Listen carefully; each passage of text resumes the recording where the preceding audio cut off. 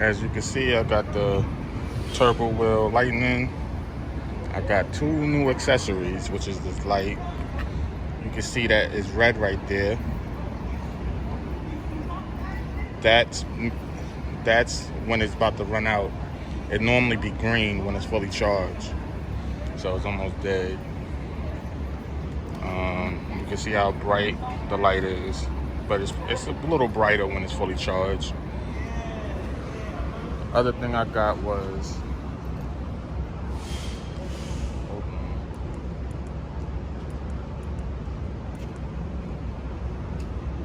is the new clamp. Remember the other clamp was smaller and it was red and black.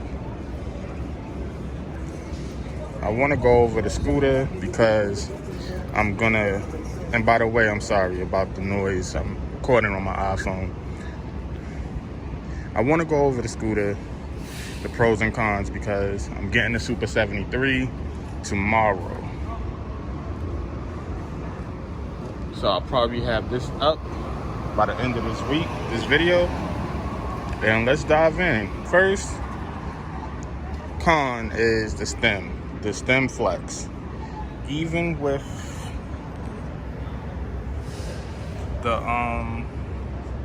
clamp, it still flexes. Not as bad, but it still flexes. There's really no stopping it. It's gonna flex. I just think it's a poor design, and that's what it is. Second, for my weight, this scooter, it basically, with my weight, it basically feel a bit bouncy. Maybe, I assume that it's because I'm a heavier rider.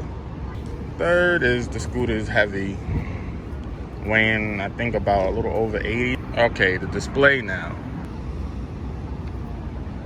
Okay, in direct sunlight, this display you cannot see, so it's pretty dangerous. Not knowing what mode you in direct sunlight, I had it where I was in mode 3 and I thought I was in mode 1 or mode 2.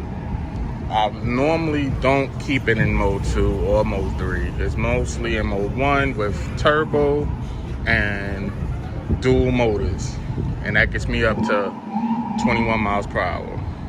So we're gonna go into speed. The scooter really is smooth, it's quick. It's quicker than the boosted rev. I got the scooter up to 25. I'm not trying to go any faster than that. That's basically, I don't need to go any faster. It's perfect to me between 20 to 25 miles per hour. Another thing I love, I'm gonna add it into this video. The fast charger. I think if you're gonna get this scooter and it's gonna be a daily commute scooter, get the fast charger, because you can charge it from 80%, 90%, or 100%. And I normally go to 90%, and I'm fine with that. When I do longer commutes, I charge it to 100. It's perfect. And you can charge 1 amp, 2 amps, 3 amps, 4 amps, 5 amps, and that's how quick. The higher the amps is how fast it's going to charge your scooter.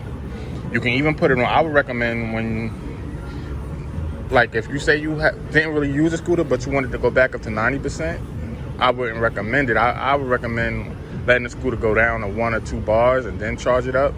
But say you lost a bar or 2 and you wanted to go back up, I would say let it charge on 1 or 2 amps overnight.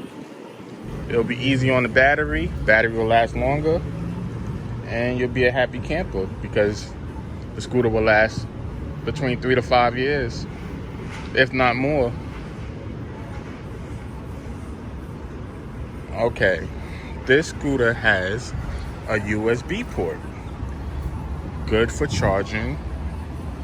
Let's see if I can show you it.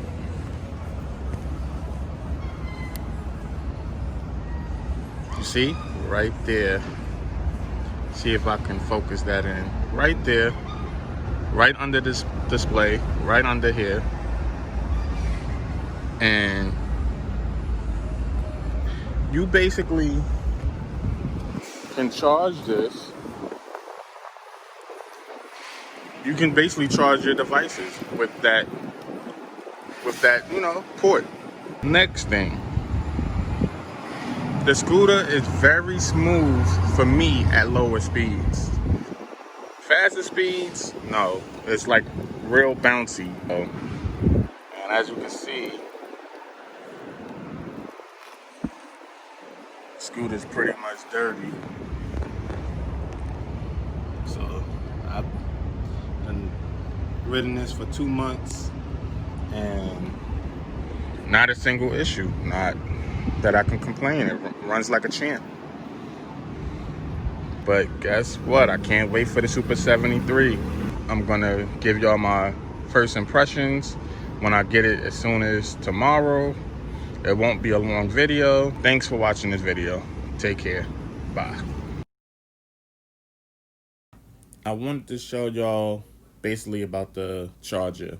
As you can see, it's charging at 4 amps, 52.5. It was pretty full. The scooter was pretty full already, so that's why I had it on the max setting to charge at 5 amps, but it's charging at 4 because it's pretty full. I wanted to talk about the pros and cons. I left a couple things out, and I wanted to give my final, impressions and review of the scooter. The grips. The grips, they rub off this black material on your hands. You may want to change that immediately. If you use gloves, you probably won't really care, but I don't really use gloves, but I just learned to deal with it. Okay, that was a con. Now, the region is a pro. The region isn't that great. It ain't a boosted rev type of region where it's smooth, but it works. It's like an on and off feeling, but it works. The next pro is the keys. The lock. To power on the scooter, you need the key. If you don't have the key, you can't use it. And I think that's great. I don't know what other people would think, but I think that's great. You can go into a store real quick, as long as you can see the scooter, do what you got to do, come out, and I think that's great. And my overall for heavier riders, I think the scooter is great for a heavier rider.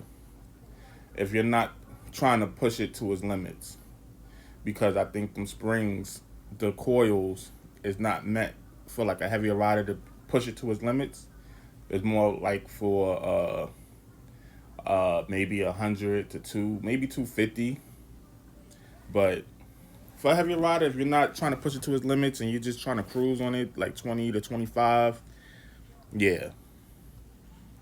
And that's all I got to say about it. The scooter is definitely a good scooter. I recommend it for a heavier rider if you're not trying to push it. If you're trying to push it, you may have to change some coils out. Just my opinion on it. Take care.